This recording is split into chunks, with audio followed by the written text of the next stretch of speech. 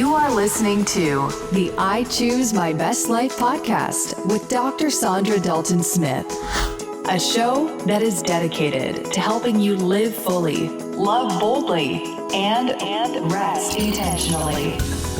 For additional resources, visit ichoosemybestlife.com.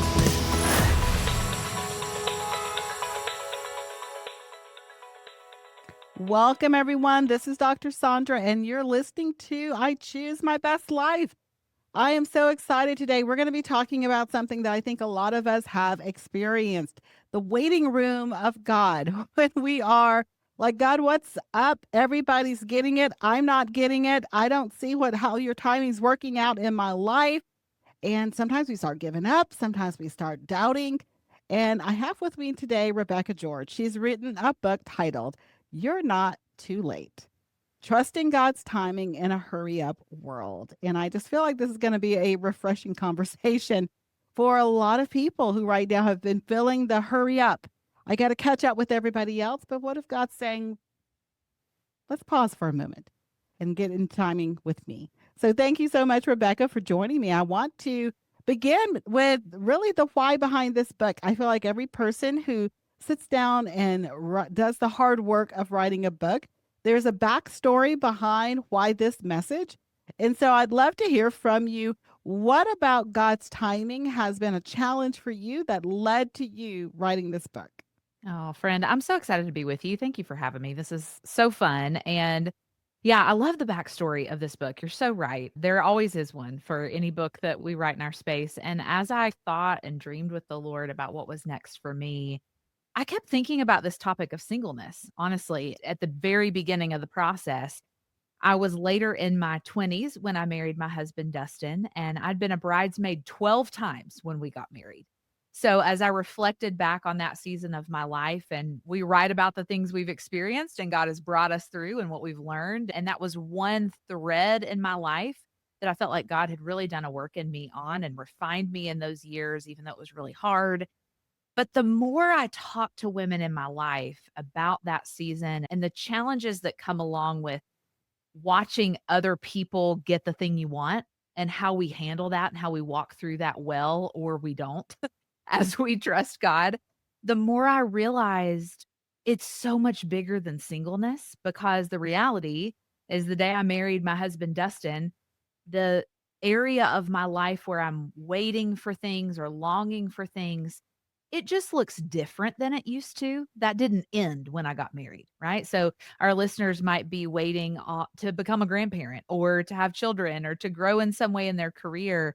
I think we're all longing for something in our lives and having to walk through that process of trusting in God. And so as I just reflected back on my story and talked to so many other women in my life, that was the thread that I landed on, was this: what does it look like to trust him in the meanwhile? And so that's where the book came to be.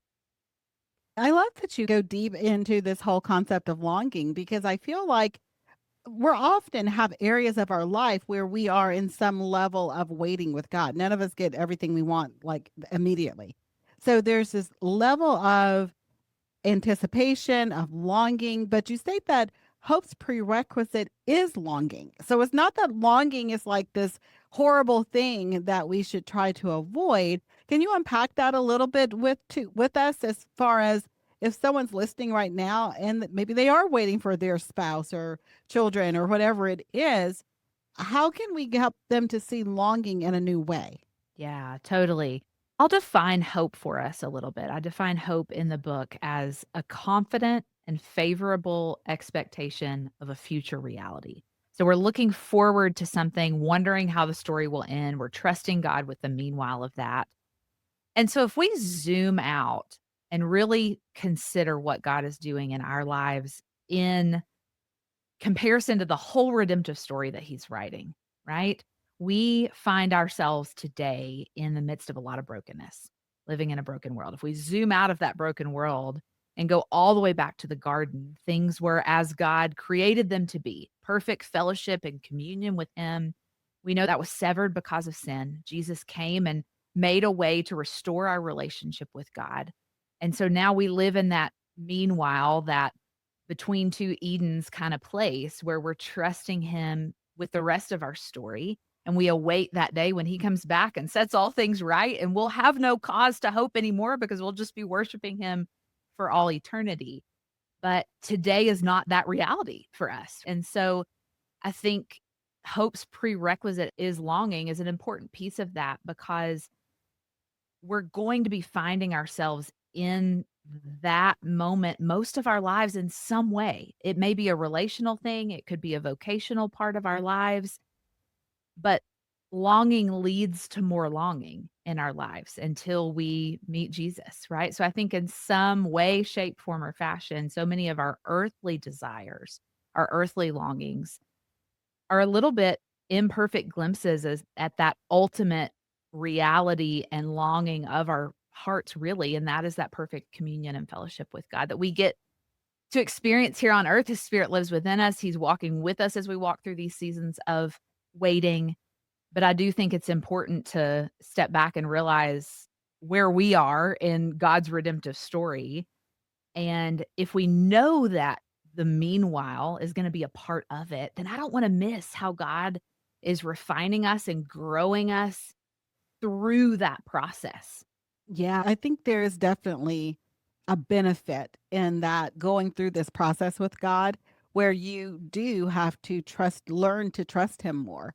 And I find that usually in that waiting for stuff, the longing, the anticipation, and sometimes the disappointment when it doesn't come into your timing can create fear. This Yeah. fear that it's not going to happen. What if it never comes? What if I never get whatever the thing is? How do we keep our longing from becoming toxic and switching from this hopeful perspective to this fear based striving, let me make it in my own strength type Yeah. atmosphere? Yeah. I think that's so important. And dare we talk about idolatry for a minute? I have a whole chapter Let's about go that in the there. book. Yes. Let's go there because I think what happens in our hearts is we start with a really good desire, a really God given desire, the desire to get married, to have kids, to restore a broken relationship, to start a new career, to get involved in a ministry. Those are good things. Most of the time, as fellow Christian women, those are those God given desires that He's put in our hearts. What tends to happen is we watch other people get experience the thing that we want. We go years in the waiting of wondering how God will write the rest of the story. So we have these kind of death by a thousand cuts kind of moments along the way that I think many times, and I'm pointing the finger right back at myself, cause these things to be elevated in our heart to a place of prominence meant for God alone. That's Mhm. idolatry. And I think it's much more insidious in our culture today than it was when in biblical times when we're worshiping golden calves. That's not our reality. We're elevating things like marriage, relationship, careers, and vocation to that level. And when we do that, I think it does a few things. It makes it really hard for us to celebrate what God is doing in somebody else's life when it is a place of prominence that's that strong in our own hearts. I also think it causes us so many times to miss what God's doing kind of in that present day in our lives. And so I think you and I are both not naive to think we could say, hey, go do these three things and you'll never experience fear again, because that's part of our reality in a broken world. But I do think we can begin to have a little greater self awareness in our hearts of when maybe that bubbles up in a moment of envy or jealousy or comparison.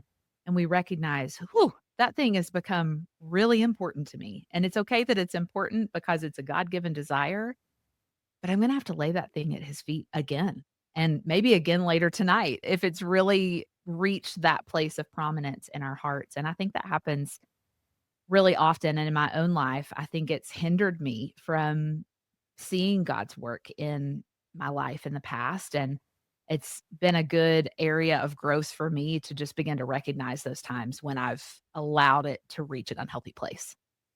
Yeah, that's so important. I think, and I love that you make this distinction that it's okay to feel the emotions. You can't not feel emotions. We're human, but Yeah, we have to transition from letting those emotions lead us to letting those emotions inform us.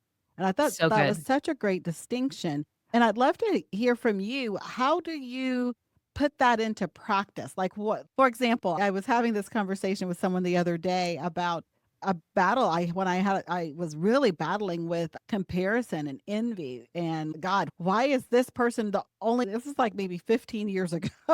Why is this person the only one everybody is having come speak? Why is this person the only people that are getting book deals? And it was Yeah. like, and this is before I ever had a book deal, any of those things. And I had to get to a place where I started celebrating those people. And I'm like, God, I'm never going to get, if I literally felt like I'm never going to get this, I can never be them. Mhm. I'm just going to celebrate them because I'm happy you're doing stuff for the kingdom through their life. That must not be Yeah. your plan for me. And I think that celebration of it was like the turning point. So I'm curious to hear from you. Was there something tangible maybe that you started to do that helped you be informed? I'm envious here. What can I Mm. do that gets me back in God's heart, to God's heart of behind this? Yeah. Yeah, I'll give you a couple. I'll start with scripture. That's a great place to start. There is a prayer that I go back to so often in Psalm 139, and I write about it in the book. At the end of every chapter, we come back to it. I call it the Search Me God prayer, and it's in Psalm 139, verses 23 and 24. And the psalmist says, "Search my heart, O God, try me and know my anxious thoughts. And if there be a grievous way in me, lead me in the way everlasting." And honestly, I go back to that prayer almost daily in the areas of my life where I feel like I'm still sitting in the meanwhile of just asking, God, would you just search my heart? Would you examine my heart? Would you show me the parts of how I'm thinking about this, my perspective, the way that I'm moving forward, how that's contrary to your perspective? Would you point me back to truth in that? So that's a really practical way to just open our hearts to allow God to reveal those things to us. And I think that's step one is recognizing, ooh, that's become an idol, or ooh, that's some fear in my heart. And a couple of really practical things that I've found myself doing in my everyday life that have really helped me. I'll give you the everyday one and then maybe the one that's tied a little more closely to our longing. The everyday one is I think we have built lives that cause us to run at such a fast pace Yeah. and to not rely on one another in ways that if I look at my mom, my grandmother, my great grandmother, if I even just remove myself 2 to 3 generations, their lives looked so different in terms of what community looked like and how we were walking alongside one another. And so, even a couple silly examples, if I get sick, 10 years ago, a friend might have made me homemade chicken noodle soup and brought it to my doorstep, and maybe we did that for other people. We're doing less of that kind of thing. We DoorDash chicken noodle soup from Panera, and it's on our doorstep in 30 minutes. If we have an early flight, we don't want to inconvenience anybody, so we just Uber our way to the airport, and we're there in 15 minutes. And I love those kinds of conveniences. And I'm finding that even in the everyday moments of my life when I'm standing at the grocery store checkout lane and I'm bored and I pick up my phone and I start scrolling and that dopamine starts kicking in again because I feel like I have to entertain myself in the checkout line. So, even in the insignificant things of life, we think we have so much more control than we really do. And we're wired in such a way that we don't need each other and we can run really hard and really fast. But then it's no surprise to me that when it's a more deeper matter of my heart, it's this really deep area of longing or waiting. It's hard for me to have resiliency because I don't do it in the everyday.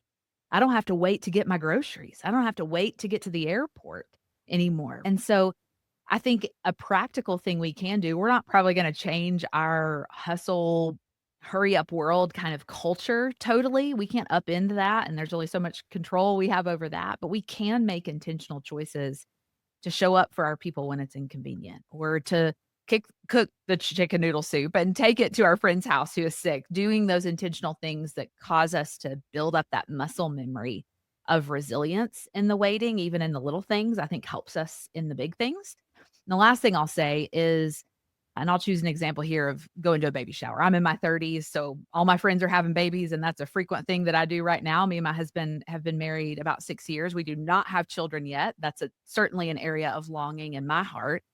And so when I'm entering into a situation where I know I'm gonna bump up against my longing, like I know I'm gonna go to this baby shower, I desire to show up for my friend with joy. I think what I do before that baby shower really matters in going to the Lord and saying, God, I desire to show up for her. I want to show up with joy. Would you grant me the joy that doesn't feel like it exists in my heart today? You know how I feel about this. You know my heart better than I do. And grieving that longing with him in a private place and really asking him to fill you with his strength where you feel weak in those moments of longing actually has allowed me to show up with more joy and a more hopeful heart even in the moments where somebody else is getting the thing I want. And I think that happens a lot. Yeah, I think that's probably the hardest type of longing when you are constantly confronted with it, so to speak. Um, Yeah. is one thing if you're longing for something and it's like something very rare or something and you don't see a lot of people getting it. It's okay, this just is just something rare. So it doesn't feel like you're left behind or missing out. But when you see other people enjoying the thing you're longing for, sometimes I feel like that disappointment and that sense of God's playing favorites or some kind of way you did something wrong to not deserve the blessing or whatever it is that you're looking for. How can we keep ourselves in a place of being really grounded and anchored in his love when we aren't receiving something we see him freely giving to others? Yeah. Such a good question. And I think what you just said is really key. I think so many times we have this false sense of control because of technology and the pace of our culture and things like that cause us to believe that it's incumbent upon us to make it happen. If we just get up earlier, if we drink more water, if we read another book, if we lose a little bit of weight and get back on the dating app, if we do all those things, we can orchestrate the thing that we're desiring just as we can have the ingredients for the recipe we're going to make for dinner tonight dropped on our doorstep in 30 minutes. And that I think again has been built up in us because of the pace of our culture. And so I do think that recognition is step 1, where we step back and go, okay, wow, I've elevated this thing to a place of prominence that's unhealthy. So recognizing I'm not the one in control. I actually do not have the pen to my life. God has that pen, and he writes more beautiful stories than I ever could with my limited perspective and recognizing our place in that story. We are not the eternal one. We are not the all-knowing one. That is God. And so I think so many times we tie God's goodness to like getting the thing we want. And the problem with that is when we don't see that come to fruition, the opposite also has to be true. And then we start to question, okay, I'm not getting married. I'm not getting the promotion. A coworker in the cubicle beside me got it. How do I reconcile God's goodness with the longing in my heart? And so I've had to really fix my heart on who he is, irregardless of what's going on in my life and recognizing that, man, he doesn't change. Like the fact that he's immutable and everything I know to be true about him, his faithfulness, his mercy, his grace towards us, his love, his knowledge and wisdom also doesn't change. And if that was not true, if he was not immutable, if he could change, then everything else we know to be true about him could also change. And so in our lives that change at a faster rate than they ever have when people are getting the thing that we want, that is our anchor and has to be our anchor in the unknown of how the end of the story is gonna be written. And I think it gives me a lot of freedom and hope and comfort to know that that's the foundation I stand on even when my circumstances aren't looking the way that I would have chosen. I love that. And I think that's such a real kind of raw topic for a lot of people because Yeah. I think most of us have something in our life that there's a little bit of longing and it's so easy with the way social media kind of pushes everybody else's good in your face. Yeah. So 20 years ago, I wouldn't even know half the people got whatever it is that I was longing for unless I happened to run across them. And Yeah. so our worlds were so much smaller. Now with them so much bigger, it does require just a really greater level of spiritual maturity because Mhm. we are emotionally being shown things where we have to have the ability to not slip into some of those fear, anxiety, scarcity, all of these different mindsets that can feel very binding and limiting.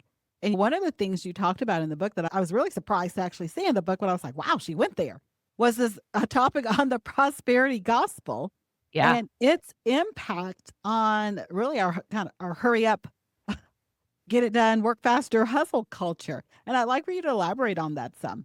Yeah, yeah, totally. I think the equation that our culture has taught us to live, maybe is the best way to say it, is back to what I said a moment ago of if we just dream a little harder, wish a little more, pray a little harder, work a little harder, then it'll happen for us. So it's this equation of I acknowledge God's existence in the equation, but it's God plus my effort equals the outcome that I want. Is we don't wanna admit that, but that's sometimes the way that we live. I heard a quote a couple weeks ago that I thought was so helpful. Many times it's this, like, motivational saying plus Jesus as our mascot kind of way of living that leads to this, I think, area of burnout and exhaustion and resentment over what our lives look like rather than stepping back again and recognizing the place we occupy in God's greater story and what God is doing in that overall story and what our role is in it and who He is at the root of it all. And I think until we have that perspective, we're always gonna feel like it's incumbent upon us. We're always gonna struggle to reconcile God's character and our circumstances, and that's gonna feel like it's at war because we live in a broken world, but it's not. And He is so good, and He writes great stories, and He's so redemptive. And I just I do think that is one of the greatest dangers in our current culture that is leading us to that place. And yeah, that was one of the things I was glad we got to keep in the book because I felt like it really mattered in how we consider the idols of our hearts and the way we handle the meanwhile. So good. And it is true. I think there's so much focus. We have a lot of people who have become entrepreneurs, a lot of people who are stepping out into new ventures, marketplace ministries being talked about more. And none of those are bad things, but it can put an extra focus on materialism and productivity far above what God ever intended any of us to really be focused Yeah. on. Because then it's, oh, are you a figure coach or are you a 7, 8 figure coach? And we start getting these new labels, which then expand that whole envy and longing and comparing and all of those different things. One of the things that came to mind, and I know our time's coming near an end, but I wanted to make sure I asked you this because I'm sure there's a lot of people listening who's probably had this experience. You mentioned about children or marriage, some topics Mhm. that are really sensitive for people. It can be a very deep personal longing.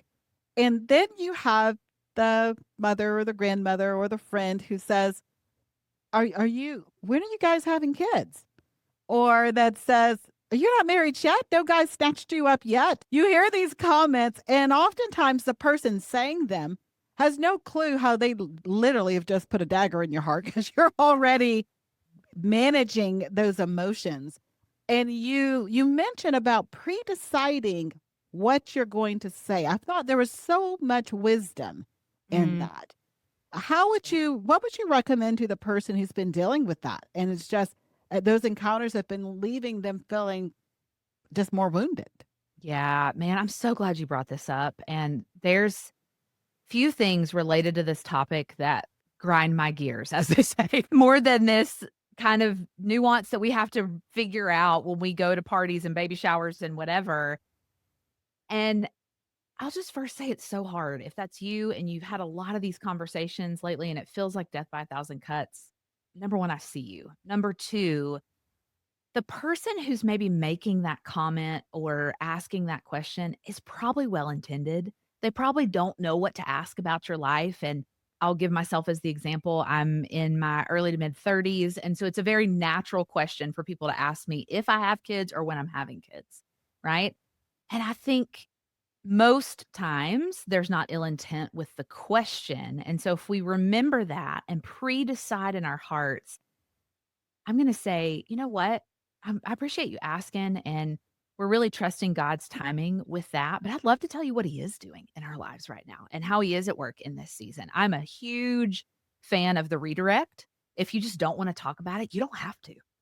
And so I think figuring out how we want to show up in that is super helpful. I actually give some scripts in the book of how you might answer some very common questions like that you might be asked. And I think to turn the question on its head a little bit and wrap it up, I think it also teaches us how to be a good friend when we consider and look back on the times when we've been blindsided by a question like that. It teaches us the kind of friend we want to be in how we approach that with the people who matter most in our lives and the people who are on the periphery. Maybe you go to a baby shower and you're of that age where you're starting to have grandkids and there's another mama there who her daughter's in her 30s and they don't have kids yet. Do you have the relational equity to really ask that question? Right? And sometimes we do. And if we don't, be about whatever God doing in their life. Be about that. And so I think on the giving and receiving end of those questions, I think we can be a little more intentional and save ourselves a lot of heartache. We've been chatting with Rebecca George. She's the author of the book, You're Not Too Late, Trusting God's Timing in a Hurry Up World. And Rebecca, I want to make sure people know how to connect with you. Rebecca has a podcast, so I want to make sure she mentions that as well. And she's also a speaker. So if someone wants to connect with you in any of those ways, how can they reach you? Totally. I would love to connect with your people. I'm the most active over on Instagram. My handle is Rebecca George Author. I'm a CCA Rebecca, so that's easy to remember. And I have a podcast called Radical Radiance, which you've been a guest on in the past. So if listeners want to go back in the archives and listen to that, I'd love for you to do that. And you can grab the book, You're Not Too Late, Trusting God's Timing in a Hurry Up World, wherever you like to buy books. Excellent. We'll link to Rebecca's website as well as to her book over on Amazon, as well as her Instagram and social media accounts that you can easily find her in the show notes. Rebecca, thank you so much. This was such a blessing to be with you today. Oh, thanks, friend. I'm so grateful for you. Until next time, everyone, live fully, love boldly, and rest intentionally. If you've been looking for an opportunity to hit pause and get a break to reconnect with God in a whole new way, I invite you to join me February 8th through the 15th, 2026, for the Rest and Renew Western Caribbean Cruise. We are going to some amazing locations, including Belize, Honduras, as well as multiple locations within Mexico. This is going to be an amazing time of rest, reflection, and rejuvenation. This is not just a vacation, but it's an opportunity to reset your soul. Click the link in the show notes to learn more.